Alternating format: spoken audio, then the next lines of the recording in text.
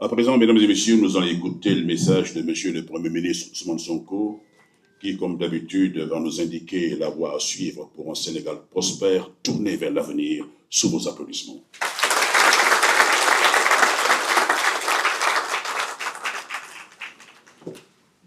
Merci beaucoup. Monsieur le ministre secrétaire général du gouvernement, Madame la secrétaire d'État auprès du Premier ministre, chargée des relations avec les institutions, et Mesdames et Messieurs les collaborateurs, chers invités, Mesdames les femmes. Donc nous sommes là, ravis d'être là aussi, en tant que chef du gouvernement, et pour partager avec vous cette journée. Tout à l'heure, mon assistante est passée, et je lui ai dit, c'est une coïncidence que je sois habillé en blanc. Je ne savais pas que vous seriez tous habillés en blanc.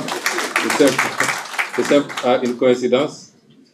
Et je lui ai dit, quel est le programme? Elle me dit, on a 3 ou 4 panels. Je lui ai dit, mais vous, un jour ouvrable. Au lieu d'aller travailler, c'était hier la journée sans réalité. Donc, allez travailler, vous êtes là à faire des panels. Ça veut dire que toute la journée aujourd'hui, vous n'allez pas travailler.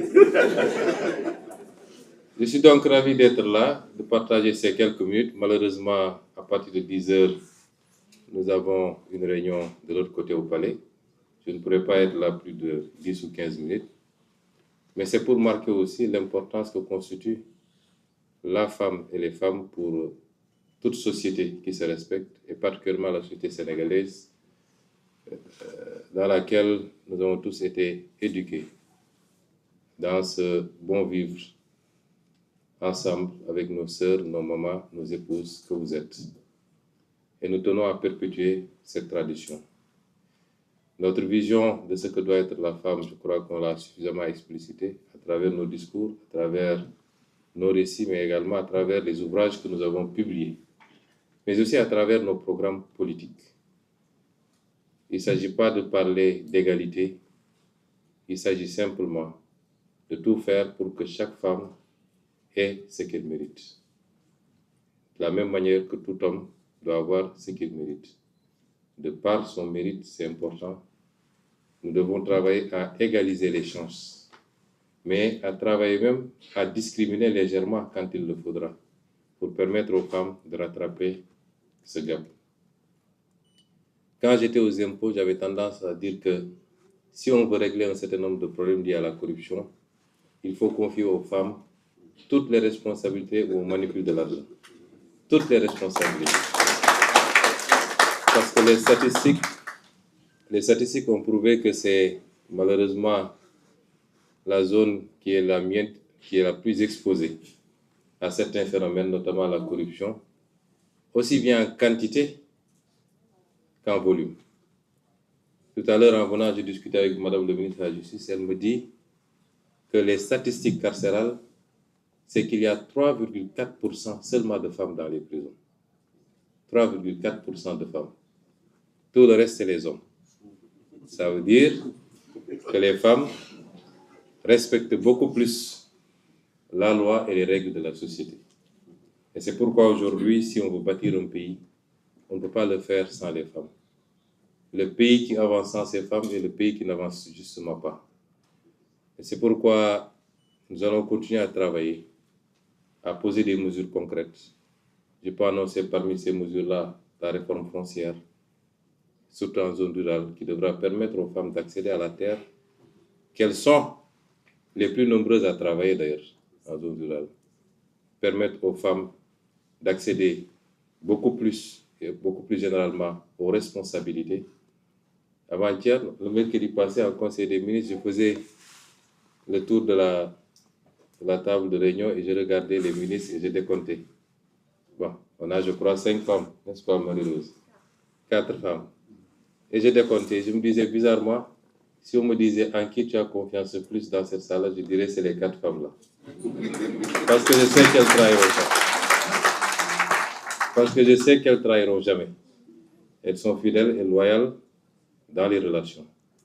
Et c'est pourquoi aussi, même ici au sein de la primature, nous avons essayé d'impulser un certain nombre de choses pour les femmes, notamment la crèche.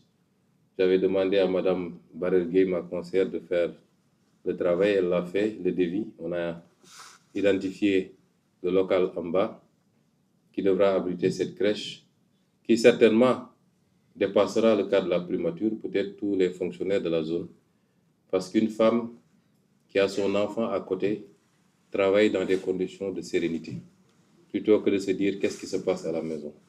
Pouvoir descendre peut-être chaque 2 heures de temps, chaque 3 heures de temps, à l'été, ça rassure et ça permet à cette femme d'être plus performante également. À côté d'ailleurs de l'infirmerie qu'on est en train de mettre en place et de la salle de sport que je vous invite à pratiquer. Je suis souvent content quand j'appelle Mme Yacine Fall vers 20h. Elle me dit je suis en train de faire mon sport à la salle de sport en bas. Un corps sain, comme on dit, un esprit sain dans un corps sain, c'est ça qui permet d'avoir les résultats et les rendements que nous attendons. Je pourrais continuer à disserter sur nos ambitions pour les femmes. J'ai toujours eu cette ambition. J'avais consacré une partie de mon salaire de député aux femmes transformatrices de Casamance. Et nous vous souhaitons le meilleur. Que vous soyez à la pointe de ce travail de révolution et de développement de notre pays. Que vous soyez ces linguères qui ont été célébrées avant-hier justement dans le Wallo. Que vous soyez les Aline Sitoé, mais que vous ne soyez pas seulement des faire-valoir quand il le faut. Et c'est ce que nous souhaitons pour toutes les femmes. Je voudrais terminer mon propos par vous féliciter tous et vous remercier pour le travail que vous abattez. Je pense qu'on a dépassé maintenant l'ère où, dès que vous parliez d'une femme dans la fonction publique, on vous disait qu'elles sont là pour se maquiller. Aujourd'hui, parmi les plus performantes figurent les femmes. Et nous voyons le résultat de ce travail tous les jours. Donc, je vous félicite tous.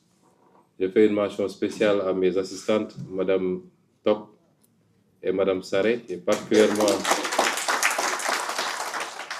Mme Saré, avec laquelle je suis depuis presque maintenant 22 ans, depuis les impôts. Une femme dévouée, loyale, compétente. Et je voudrais lui rendre hommage et à travers elle, vous rendre hommage à tous, à toutes, et vous souhaiter une très, très bonne fête de 8 mars, que ce soit une fête qui ouvre les portes du progrès, du progrès pour les femmes, de toutes les femmes du Sénégal et toutes les femmes du monde, du rehaussement de votre place dans cette société, aussi bien dans les foyers que sur le champ du travail. Je vous remercie.